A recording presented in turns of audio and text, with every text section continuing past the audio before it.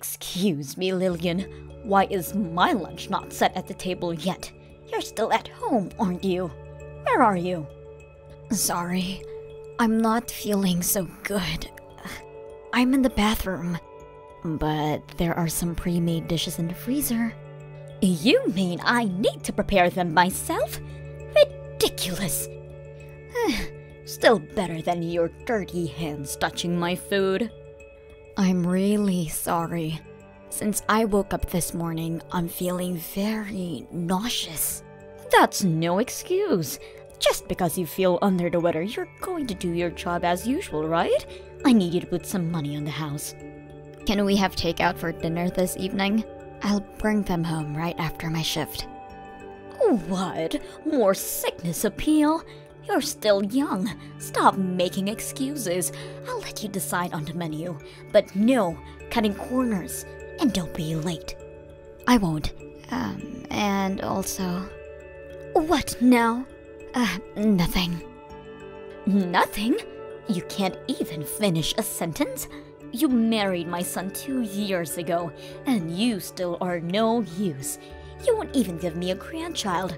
Sam could have picked a better bride, but no. We're stuck with you when my poor son is away on a business trip. Sam is in great demand. He's a really good engineer. Right. You two met at work. Yes, though I quit after we got married. Then cherish your husband and his parents. Of course I do. You, Sam and his little brother, and your late husband. You are all my family too. Is that so? I won't consider you mine until I hold my grandchild in my arms. Please don't be this way. I worked very hard for this family. So much I can't sleep regular hours. You're young. A little insomnia won't hurt. Isn't it time you go do your job? At this rate, you won't have time to even eat lunch. Go out and make some money. Lillian, sorry to disturb you at work. I'm going on a trip for a few days with a friend next week, so I'm counting on you to keep the house clean. A trip? Good for you. Don't slack on the house chores while I'm gone, and walk the dog twice a day for me. Okay. I'll ask you for more details when I get back from work. Details? You just need to tend the house for me. Oh, and I'm taking out money for my trip from your account. What? My account? You don't have any children to spend it on, and Sam is working full-time. Your earnings don't mean much anyways. You don't mind me to use it for my benefit. Thanks. Hi, Lillian. Thanks for funding the trip. I'm on my way home right now. I brought back some souvenirs. Pretty sure I got you something too. Lillian? Hello? Sorry, my hands have gone numb and I can't type well. I'm sweating all over as well. Do you think it's just menopause? You're only 29 years old. You can't have menopause before 30. It's just laziness. Get a grip off yourself. We need you to be in tip-top shape. I don't think I can. Don't whine. Walk the dog at 5 in the morning and 7 in the evening. Breakfast at 7 a.m. Finish house chores by noon and go back to your part-time job. First thing in the afternoon. After that, shop for groceries and cook dinner. It's not that hard. I'm sorry. I'm not that efficient at things. It's becoming harder every day. I can't sleep even though I'm so tired. You're still young. Don't be such a ninny. Your inefficiency is because of your lack of experience. I'll see you in a few days. Okay. Have fun. Lillian, where are you? I'm back from my trip. Won't you come out and greet me at the door? It's not time for your shift yet. Are you seriously not answering me? Where are you? Aren't you inside the house? Where's my lunch? Hurry up and come. My daughter died. What? What are you talking about, Lillian? Stop fooling around. You don't want to make me mad. Miss Daniels, this is Thomas, Lillian's father. I'm texting you from my daughter's phone. Thomas? Sam and his brother tried calling and texting you multiple times. You never got back to them. Sure, I got a few calls. I'm sure it was nothing urgent. If my child constantly calls me in such a short time, I would assume something has come up and call them back immediately. Oh, what do you mean she died? My daughter was cremated yesterday. Sam was the chief mourner at the service, so the ashes are still at your place. Is it really Thomas I'm speaking to? This is too dark for a joke. This isn't a joke. Lillian was found unconscious while cooking at your house. Sam was away on that business trip, so your other son called the ambulance. She collapsed in my house? Why would that happen? A journal? I never knew that. Sam was full of regret upon reading it. He couldn't save her from your slavery. He wasn't home most of the time, so he couldn't have known. I'm sorry.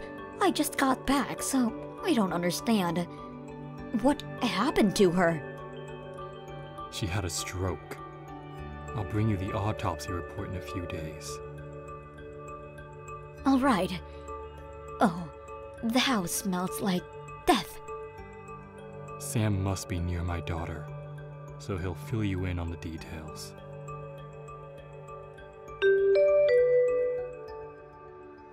Hello, Mrs. Daniels. Thomas, thank you for coming by the house today. I'm sorry we couldn't discuss matters. There were too many people around. Yes, everyone turned up. I was unsure if my son would be able to represent the family at the memorial service, but we got through. Mrs. Daniels, my daughter will have her vengeance. What? Your trip you went, my daughter was the one who funded, wasn't it? In addition to working and attending to the house, you have been constantly tormenting her. It's all written in her journal. Your son Sam cried in agony for not being able to protect her. I was guiding her as her mother-in-law. Your other son also testified that you've been hard on my daughter. Ever since your husband passed away last year, he tried to defend her every time he was present. But then you started to pick on my daughter while he was out working. That's an overreaction. Yes, after my husband passed, I depended on Lillian more so than before. Because there was no one to stop you. You tormented my daughter at your own will, criticizing her ways of houseworking, extorting her salary. What? It wasn't like that. Like what? Are you suggesting that it was even worse? These are all what your sons said about you. Oh, what? My children told you? And more. It's all a misunderstanding. I was trying to guide her as her mother-in-law. According to the doctors, my daughter died from overwork. Is that true? Yes, she had too much on her plate already, and her health deteriorated. Looking back now, she has been complaining about feeling nauseous and such. That was only the beginning, but you made her work even so. And she died. Where should I place my anger and sadness? Obviously to you, Miss Daniels. What? Me? Where would you even get that idea? You fool. My daughter is dead because of you. That's a false accusation. I did not cause Lillian's death. I couldn't have. I am not at fault. You won't even apologize. You seriously don't feel any guilt for what you have done? My presence alone couldn't have resulted in her death. That's absurd. I didn't do anything wrong. Can you say those words in front of my daughter's ashes? Of course I can. This is messed up. I just wanted you to apologize to Lillian. Fine then. I'll be the one to take action. What action? Are you going to blab around the whole neighborhood about how I am a bad mother? Don't you get it? I'm taking you to court. What? You shouldn't worry if you have nothing to be ashamed of. Sudden death from overwork. If you're not at fault, then who is? She's been working her job too hard. She was too tired out to do chores around the house. Even if that is so, you were the one who made her do all the work around the house after her shifts. I didn't make her do anything. She insisted. So I let her at it.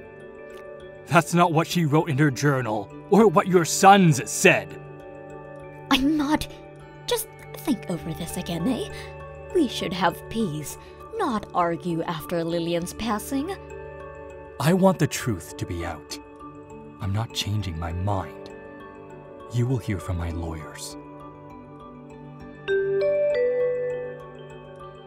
Thomas, I've received an envelope today.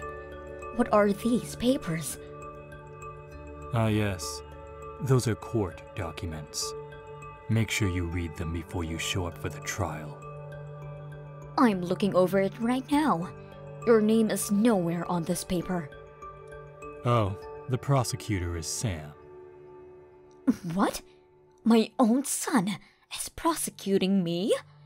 We felt that the mourning husband would be fit, rather than the mourning parents who haven't seen their daughter in a while. Then who should I turn to? Not your other son. He's standing with us. No way. I've told you about taking you to court a long time ago. Of course, you have your lawyers ready. I was planning to discuss matters with Sam when the time came, so I didn't think my sons would turn on me, be on the enemy side. Don't hold a grudge against them. Both of them witnessed how my daughter suffered in your hands. It's understandable they wouldn't want to support their evil mother. But disputing inside the family, I'm already uncomfortable living with them. Why don't you move out then? I have an acquaintance in real estate. I may be able to introduce you to some cheaper houses. If you have a guarantor, that is. There isn't one other than my sons. I'm sure they wouldn't help me out. They already cook and clean only for themselves. Even when I occasionally cook for them, they never touch the food. Is that so? Thomas, are you trying to tear my family apart? You did this all on your own, starting with killing Lillian. I couldn't quite believe it when I found out. You were taking advantage of her salary. From now on, you go get a part-time job and understand how hard it is to earn a living. Why would I start working at this age? After the trial is over, Sam said he's kicking you out of the house. You still have the money your husband left you. You could use that as a startup. Half of that money belongs to my children. There isn't much left of it. Then you should start job searching. The inheritance would all go to compensation. Compensation? Am I to pay my son? That's right. Ridiculous!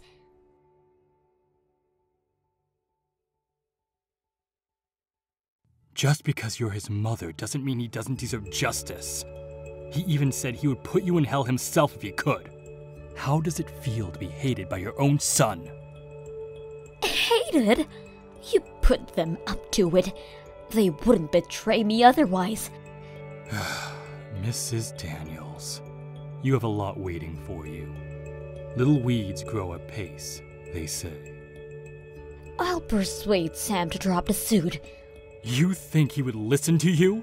He despises you. You had a hand in killing his wife. If he didn't drop it, what would happen to me? I would be out on the streets. You should find somewhere to live ASAP, or become a homeless for all I care. Let's hope you'd get your pension early. I'm not worrying about my pension.